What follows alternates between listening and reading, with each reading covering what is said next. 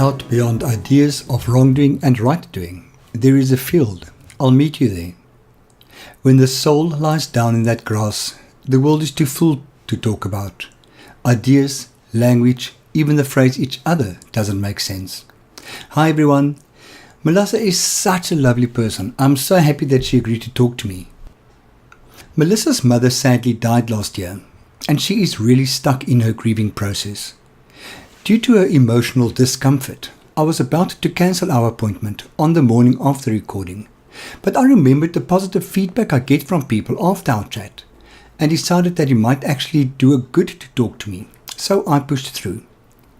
You will hear us being half hysterical at the beginning of the session, because we were chatting away merrily for about 10 minutes, when I realized that I was not recording. I think there is a lot for us to learn from this chat. I hope you get out of it what I did. This podcast is supported by The First Layer, the 12-step workbook on working through the 12 steps in any addiction in 21 sessions. There is also a 24-day step coaching and counseling program available, based on The First Layer. For more information in this regard, go to www.freddy.org.za and click through from the notices at the right of the homepage. Enjoy Melissa's story.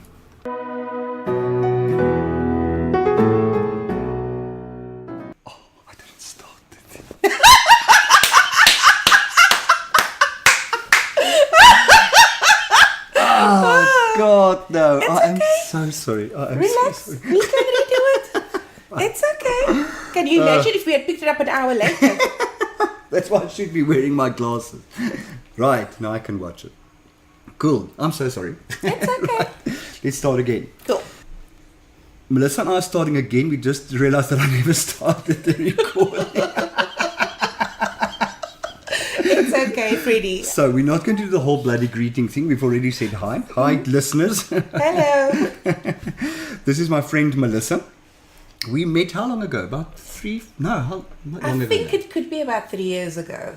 A mutual contact of ours told me, I'm going to connect you with this guy. He's really awesome. He's an addictions counselor. I think you need to see him. Yeah. And that's how we met. And you are one of those people that I just felt instantly comfortable with. Oh, thank you. You just have that quality about you. Because, yeah, I am spilling my guts to somebody that I met 5 seconds ago. I still had my office then. Yes, you did. Yeah, before I started from home. So you opened the door now. So what connected us was addiction. Yes. Okay. Were you fresh in recovery then? I had just started my journey. I think I should probably give you a bit of a background. Yeah. I didn't know up until I was 34 years old that I am an addict. And that sounds so weird. Because, you know, most people know in their early teens or 20s they're an addict. No, I waited until the ripe old age of 34. I didn't know until I was 22 that I was homosexual. Well, there you go. So you're completely excused. Yeah. And it actually also just happened by chance. It must have been kismet or something. I was admitted to a clinic for depression. I was really battling at that time. I just felt like I was in this big black hole. I did not know how to get out of it. And then one day we were told that somebody's going to come and have a talk. They're going to talk to us about alcoholism and drug addiction, etc.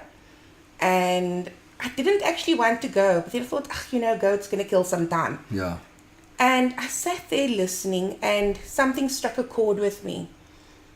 I could relate to what was being said about why people abuse drugs and alcohol. But I mean, I indulge in a glass of wine, but booze has never been a problem for me. I've never even smoked weed, you know. I know, how boring is that, pathetic. Man? You know, right? You live in the Cape of good dope and you don't. I know. I get ripped off for that such a lot. But I've never even smoked weed.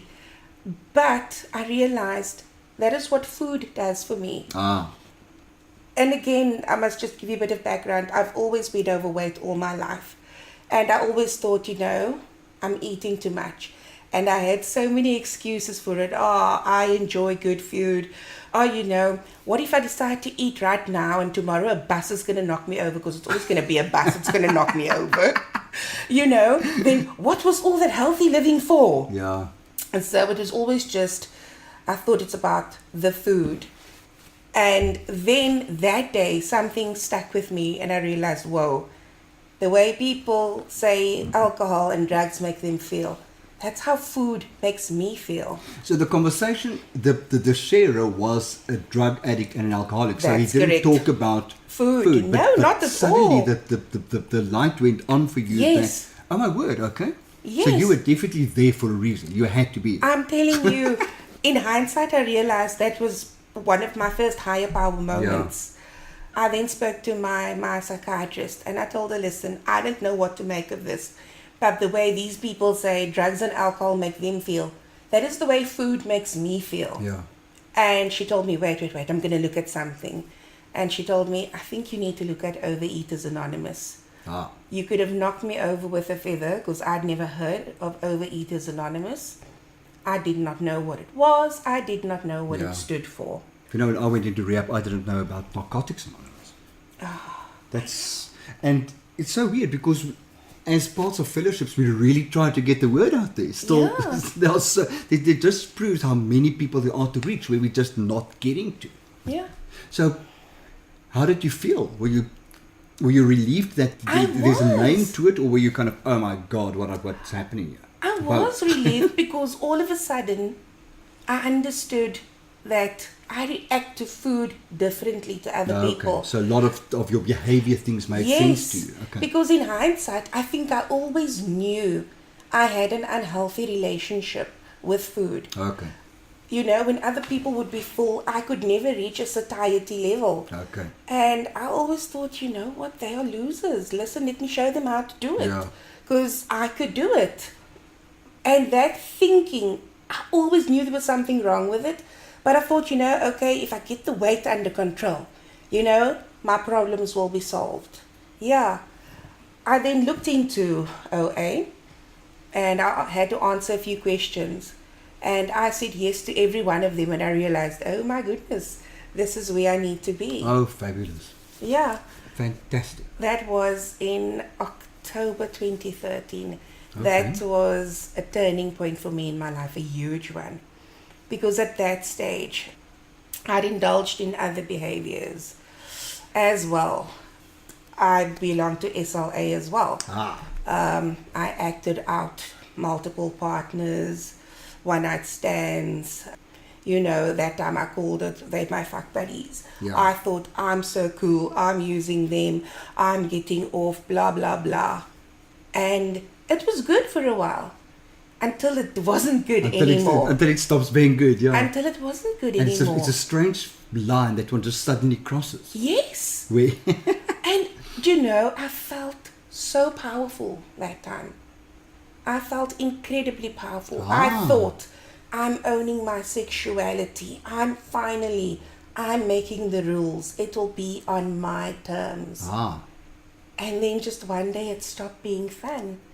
And I kept on chasing that high, but I never got it. So when did this penny drop for you? I'm laughing because that only dropped for me in November 2016. Okay. I did not know that I had SLA issues either. I did not know. So how did this come? how did this happen? So what happened was after I went to the clinic, and I was discharged, I started working my OA program. Yep. And that program... Like a good little overeater should do. Yes. So well done.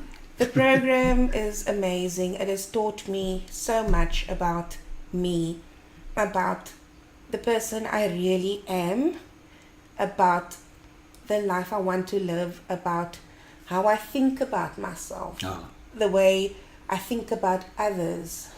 It taught me about my connection with my higher power, and all of a sudden I realized the connection I had with my higher power, it wasn't a true connection.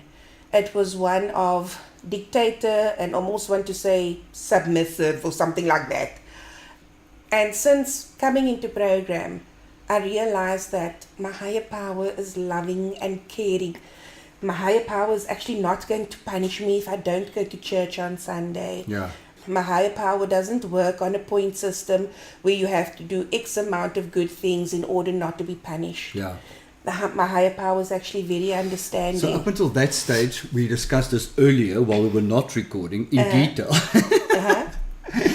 that you grew up Catholic.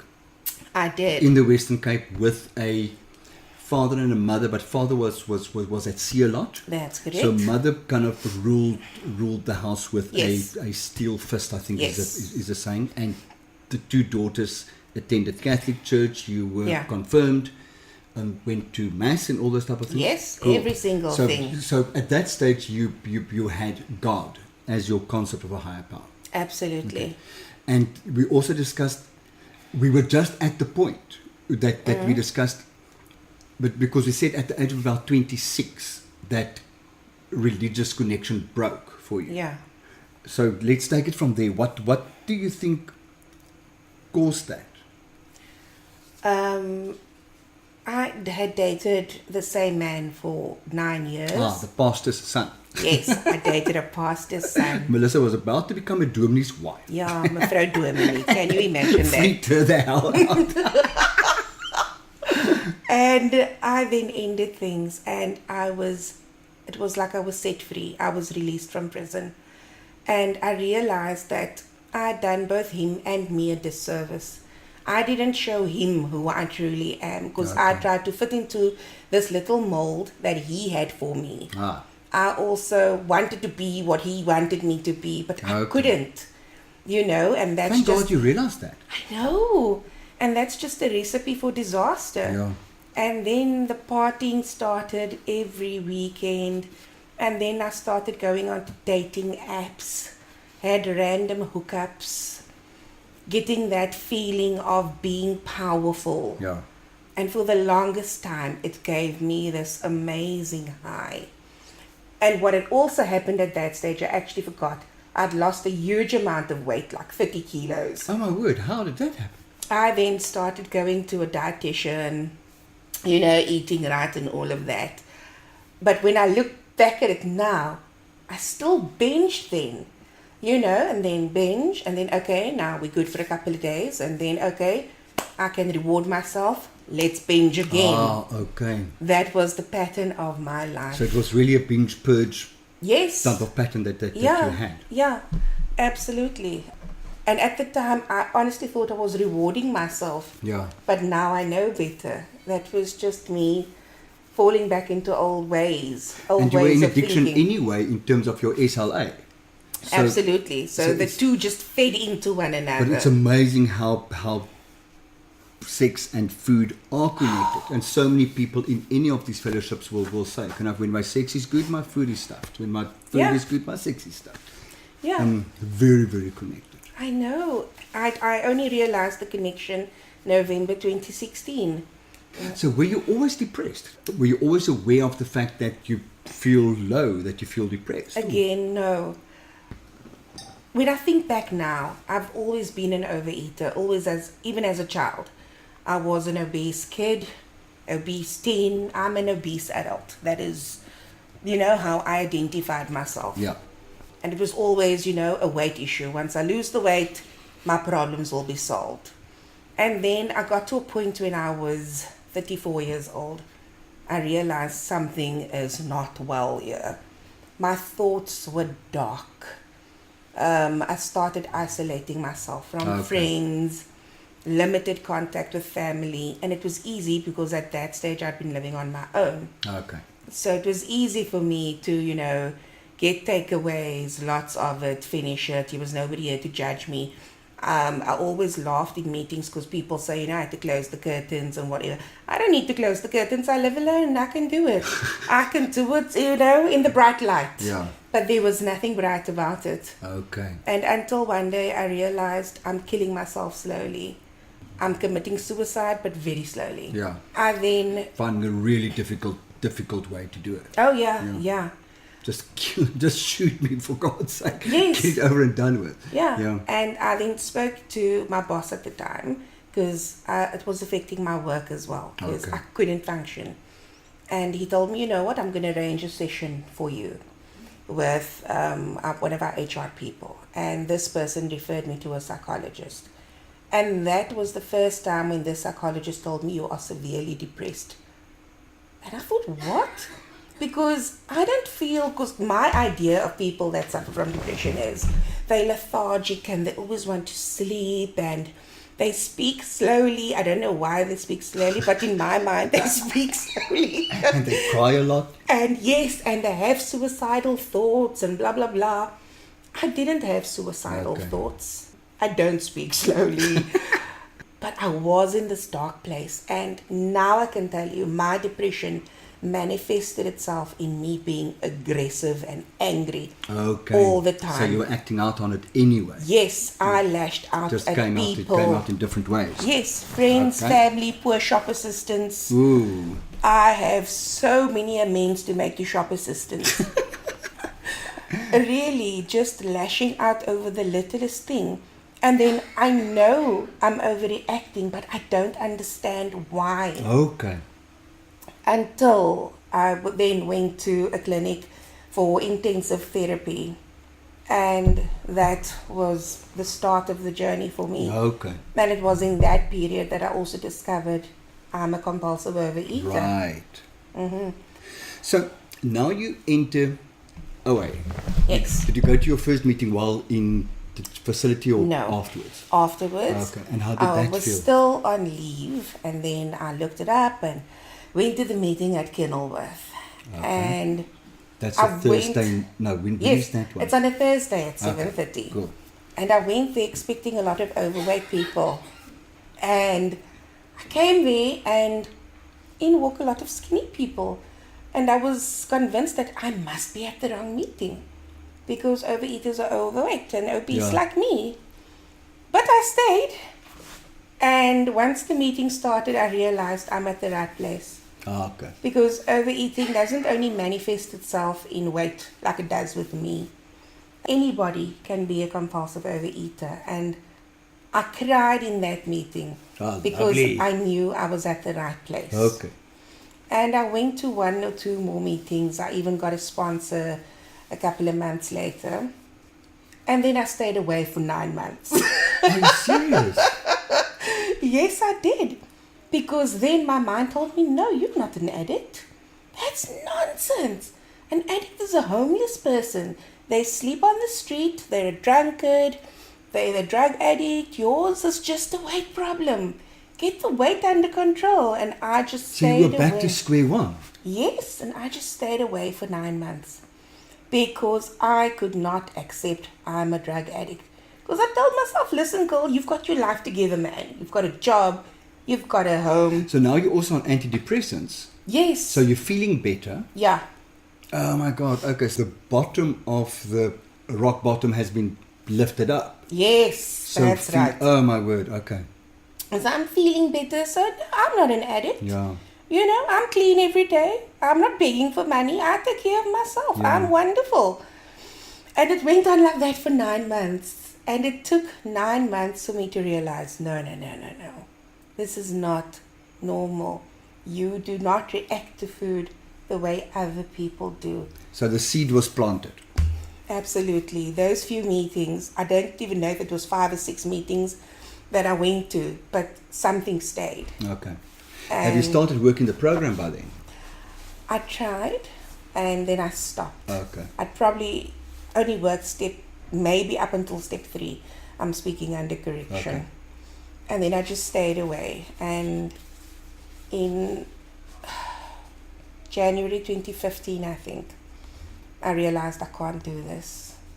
And I contacted my sponsor and I told her, I'm dying here. I need help. And she told me, you know what, I was waiting for your call. Oh, sweet. And that's when I started working the program again. My sponsor then relocated and she connected me. Yeah, she did. How could she abandon you like I that? know. I remember crying in Cardi's the day I was buying a, Bon Voyage card. I remember crying and I told my best friend, I can't believe she's leaving. I mean, a true addict would have said, I can't believe she's doing this to me. Yeah. And then my then sponsor connected me with a new sponsor. Okay. And I then started working the program. I think I've done one complete round of the steps. And then I started it again, but I haven't finished that yet. And in the meantime, also discovered I'm a sex and love addict. Yeah. And that also happened in the most peculiar way. I went on a date. And I thought the date went well. And then the person just stopped contacting me. And immediately I thought, well, it must be me. And the feelings that came up for me, it's that same feeling when I know I want to binge. Okay. But all of a sudden, I know that I don't want to binge, but I want to act out sexually. Okay. And I thought, whoa. This is, I know this feeling. Not quite, but I know what happens when I'm here. And I then contacted somebody in the fellowship who I also just by chance found out goes to SLA. And she told me, go and do the 40 questions on the SLA website. I said yes to about 35 of those 40 questions. So by this time you knew the pattern. Yeah. Yeah. And then in, I think it was November or December that year, I then went to my first SLA meeting. Okay. Yeah, so it's amazing. But again, that was the first time I was angry at my higher power. Okay, so let's stop there and go and follow the journey to your higher power, because you grew up Catholic, so there was God. Yes. So coming into the 12 steps, technically speaking, that should have been easy. The higher power was a sitting duck waiting for you to come back. Yeah. And is that what you do? No. You just don't take the easy way out, do you? No, I don't. I don't make this easy for me. Absolutely not. Because I thought, I get the God concept. I went to church. This is easy. I know about handing over and believing in a higher power greater than yourself. No. I was brought down to earth with a bang. It was so difficult, and it is still difficult for me to just hand over, because there's still that part of me that wants to control, that wants to do, that thinks that I know better. So you didn't go on your knees and say to God, I'm back? No, not at all. Because still in my little head I thought, I get you, we friends, don't worry, I know you've got this. Until one of my sponsors asked me, have you ever been angry at your God?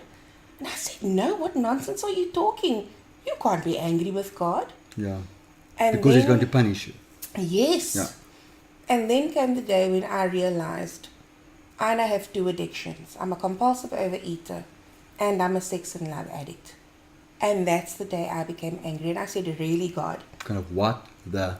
Isn't it enough that I'm a compulsive overeater, that I'm morbidly obese? Now you want to make me a sex and a love addict too? Yeah. I've had enough of this. I'm done with you. I'm disconnecting. And you put down the telephone. Yes. And it took me about 2 months to get over my anger. Oh, good. And then I realized, you know what? Because then I was angry because why didn't you show me the time when I realized I'm a compulsive overeater? Why didn't you let me know I'm a sex and love addict then too? Yeah. And my sponsor told me, you know what? The time wasn't right for you. Yeah. You couldn't deal with both at that time. You are ready to deal with it now. So now I understand better, because I wasn't ready with it. I could barely cope with the fact that my head works differently when it comes to food and to eating. I couldn't cope with that. So then if you add sex and loving to the mix, oh my word, I don't know what would have happened to me then. Yeah. So it was given, I always want to say it was given to me, the gift, because it is a gift. Yeah. It was given to me when I was ready to understand that behavior, that acting out that I did that time, it was so damaging to me as a person. It ate away at my soul. Yes. This very behavior that I thought was empowering me and just made me feel like I'm on top of the world, I'm in control. And yet I didn't know what it was actually doing to me. Yeah. Did you do the HELP program? I did. Oh, how was that? The HELP program is the first 3 steps Yes. of this Sex and Love Addicts Anonymous program, and it's very, very intense. It is. It demands complete abstinence, am I correct? Yes. So it demands complete abstinence and very intense contact Yes. with people whom you check in on a regular basis to make sure that you reflect back at yourself, what's going on in your thinking, what's going on in your behavior, and all those type of things. Yes. And did you experience it very intensely? I did. And it made me understand my eating disorder so much better as Okay. well. Oh, wow. I understand how the two feed into one another now. Ah, Funny thing is, I finished the 30 questions, but on the day I was supposed to report back to my sponsor with the 30th question, that was the day my mom died on the 18th no. of July. So I'm thinking about it now. I've never done the last question with my shame. sponsor. I should actually just call her and tell her, you know what? It's 7 months later, but we need to do the last question. Absolutely. Yeah. And so it's been very up and down for me. Okay. So let's just quickly retract again. Okay. So in OA, you started building a relationship with God again. Yes. Then SLAA happened and you said, fuck this shit. Yes. Yes. I am angry. Yes. I'm not going. I don't think that you are a nice guy at all. Yes. That's it. And then you started the HELP program. Yeah. And what happened for you spiritually in the HELP program? In the HELP program, I connected a lot more with my higher power. Because you see your powerlessness. Yes. And- absolutely. And it actually, it made me understand my eating disorder better.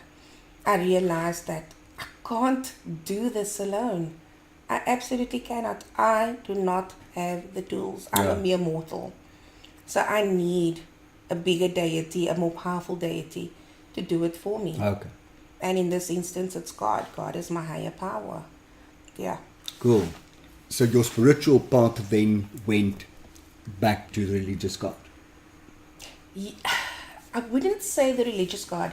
The relationship I have now, it's a lot different. Okay. It's a more gentle relationship. It's a parent-child relationship. Okay. That to care for, that caring, you're Yes. experiencing the caring. Yes. Cool. This is not the higher power that I'm afraid of anymore. Because I struggle to deal with the concept now that I was afraid of God, and I But we've been shouldn't taught, be. the Bible teaches us to I be know, afraid. eh? Yeah, and yet I see the blessings I have every single day. Why must I fear this God that is so merciful, that gives me so many blessings every single day? That's a God that cares. That's a God that loves me. Yeah. And so that relationship has become more loving. It's gentle. I connect more easily with my higher power. Because you also don't feel judged and Yes. you don't fear punishment. Yes. So it's so much easier to connect that way. Yeah. Okay. So now you're committed to the program Yes. and now mom dies. Yes. So, So now it's again, what the fuck? yes, since mom died, I'm in an awful place. I went to 1 or 2 meetings after my mom died, both OA and SLA. And while I was sitting there, I just thought, what the hell am I doing here? Then I realized I don't want to be here. And so I just stayed away. And I've been so angry with my higher power Okay. because he took my mom away. I was not ready to lose her. My whole life changed. It feels like my life is imploding. Okay. I've got no control over what's happening. And I'm angry at him because, listen, I was not ready to lose her. I needed more time with her. Okay.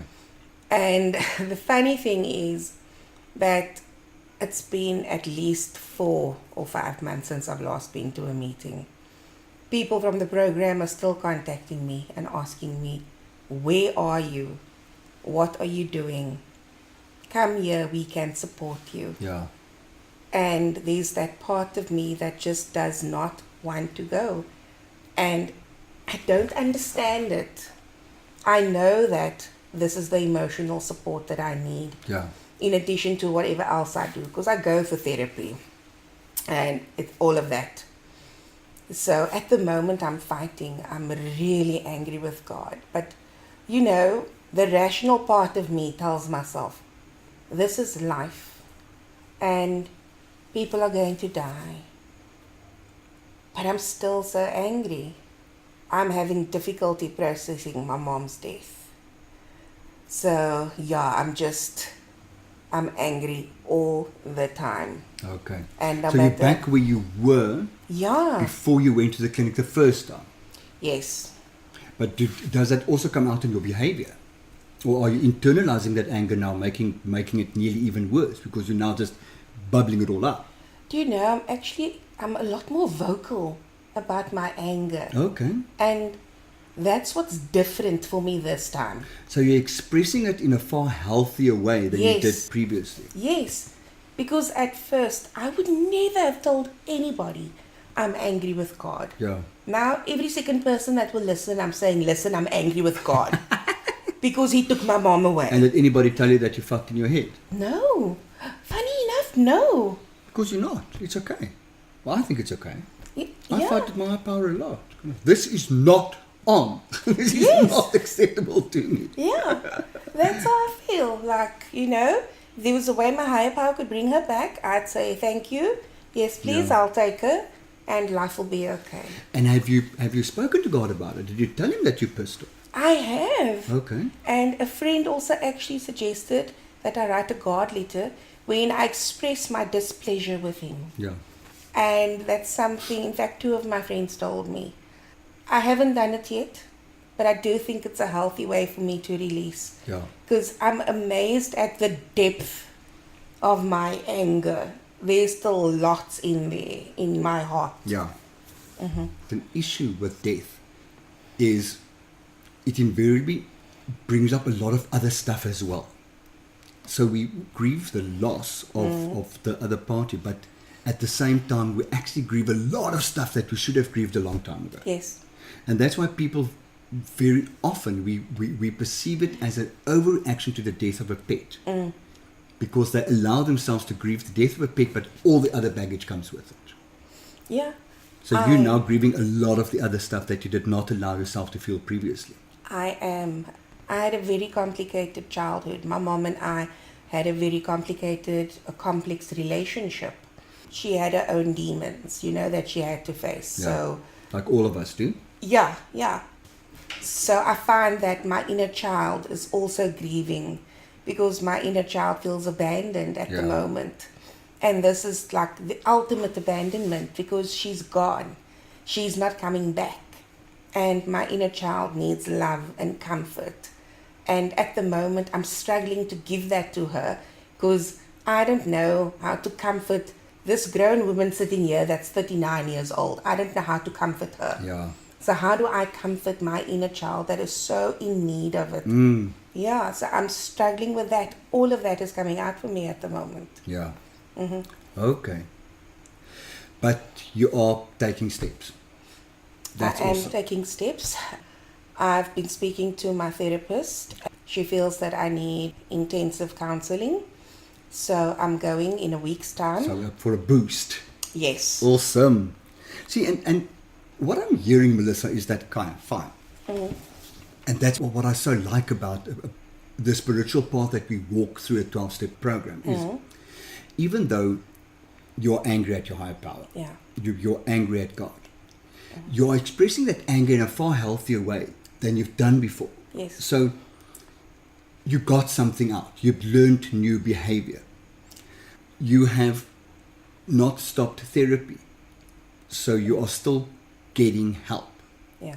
When I contacted you to have this chat, even though you felt you couldn't because of the spiritual crisis you're experiencing, you still said yes, which for me is a very healthy thing to do. I must be honest with you. I thought to myself, shouldn't I rather cancel and allow you to follow your own process? And I don't know why. I just felt that you agreed to this for a reason. And that's why I did pitch up. And I hope that this chat actually brings something to you, because a lot of people, when we finished our chat, always says, you know what, you say thank you, but a lot came up for me.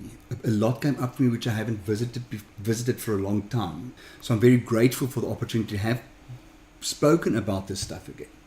Mm-hmm. So I hope this chat for you is the beginning of a new connection. And maybe this is exactly what it's going to be. Maybe this journey is going to be a whole new connection with what you thought was okay before. Yeah, I'm sure it will be, because as angry as I am, there's still that part of me that remembers the principles of my programs. Yeah. And that means that it must be something good. And, you know, I remember telling you that somebody told me I must never say no to service. And that was the only thing that kept me, that got me to agree to this. No, you said in the message, Yes. I'll do this service. So it feels like this chick still got it. But it does feel liberating to just again to talk about my anger. Yeah. And for me to realize that my feelings are valid, because, and I know people, their intentions are good, but they tell you, oh, God knows better, accept. I'm not at acceptance yet. Yeah. So it's okay for me to be angry. I hear you. But anger is one of the phases of the grief process. Yeah. And what happens a lot is we get stuck in one of the phases. Yeah. And then we just need to get that little push. And you're going to get that push now when you're going for the intensive counseling again. Yes. I'm definitely stuck at the anger. Yeah. And then it's between being so angry and being so heartbroken that I can barely lift my head off the pillow some days. Yeah. So I just, it makes my head spin. But I'm getting the help that I need, and I know that once I'm done with this, I know that I'm going to return to OA. There's no doubt in my mind about it. It just never even crossed my mind that you might not. It just that's part of your path. Yes, and it's been is. so good to you while you were on that path. It absolutely has, because it's strange. It never crossed my mind that you were. Yeah, my life has changed for the better, Freddie. I've done things that I would never have done before because I felt I wasn't worthy. Yeah. And these programs have taught me I am worthy. I mean, to have taken my first overseas trip that I just thought was impossible, never. I've done that. Zanzibar. Yes, and I went to Thailand. That was amazing. You're right, So those are 2 overseas trips. Yeah. I started dance lessons a while ago. Are you serious? Yes, but didn't continue them. But I started them. Yeah. All of a sudden, took that step? I'm at the gym because I just stayed away from it because, obese people shouldn't be at the gym. That's what I felt. And I felt, people will be judging me. Nobody actually cares that I'm there. How would you feel if somebody at the gym comes to you and say, you go, girl? Do you know that has happened? Are you serious? Because there's a woman in my gym, which I can see is a compulsive overeater. And she's there and she's working this. And I always think, I really want to go to her and say, well done. Yes, no, it's happened to me. The last thing she should be is to be shy or to be ashamed to be there. It is so awesome. It is so, I think, some flippin' hell. Somebody actually came and gave me a high five and I laughed. That's cool. I'm doing it. And do you know, the reason why I'm doing it has changed. It's not about weight loss. This is about I'm doing something for me. That's good for you. I want to be more active. Yeah. And you know what's happened is I'm so impressed with what my body is doing. Fabulous. I didn't know that my body is this powerful. It's this strong. I couldn't do a minute on the elliptical cycle. I'm up to 20 minutes now. Oh, wow. Yes.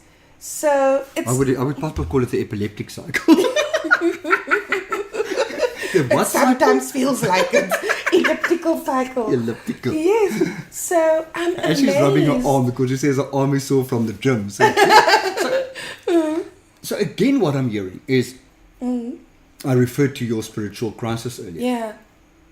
but you're still doing so many good things for you. Yeah. So what I actually think is happening, that inner child that you're struggling to nurture is just really upset. And she's saying kind of, I'm angry with you, I'm not going to talk to you. Yes. And that's all. It doesn't mean he's not there. It doesn't mean that he stopped caring. You're just saying that I'm not going to talk to you. So that the principles are still there, you're still being a good person, and most of all, you're still being good to yourself. And funny enough, that's the one thing that I actually realized is I haven't stopped believing. Yeah. I still believe in my higher power. I still believe in God.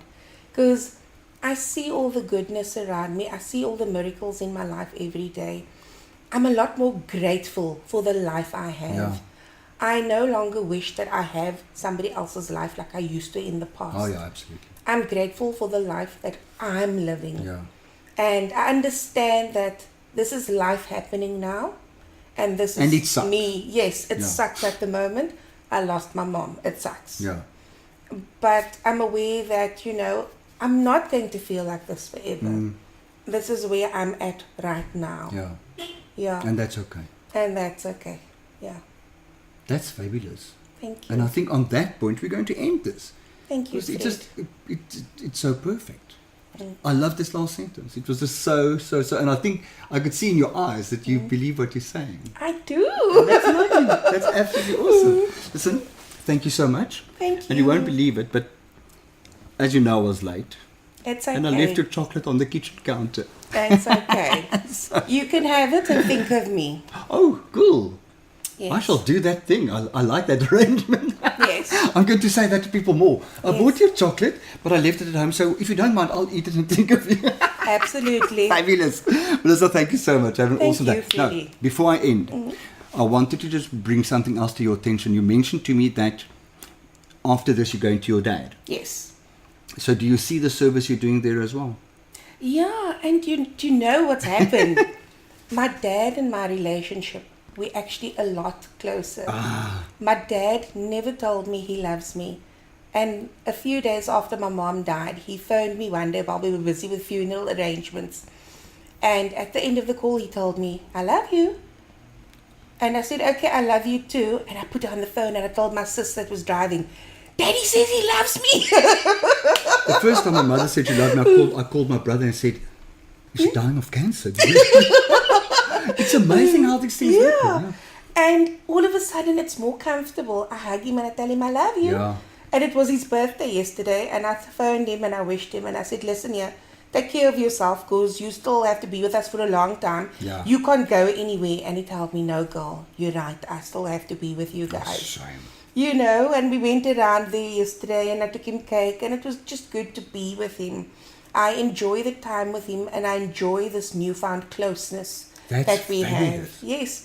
And Can it's you imagine how more, much joy your mother is experiencing I know, to watch this? I know. And it's more honest, the connection we have. Because I'm speaking my mind a little bit more easily, a bit more freely with him. And he understands that it doesn't mean anything. It doesn't mean that I care for you less. Yeah. But I'm going to tell you when you're wrong. And it's a bit easier. So I'm grateful for that. That's the one good thing that came out of my mom's passing so far. Fabulous. Yeah. This had to happen. I'm telling you. I'm telling you.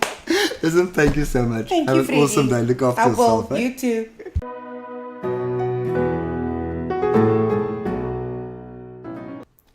I am very happy that I decided not to cancel this conversation with Melissa. I thoroughly enjoyed our chat and got so much out of it. I really believe it is okay for us to fight with our God.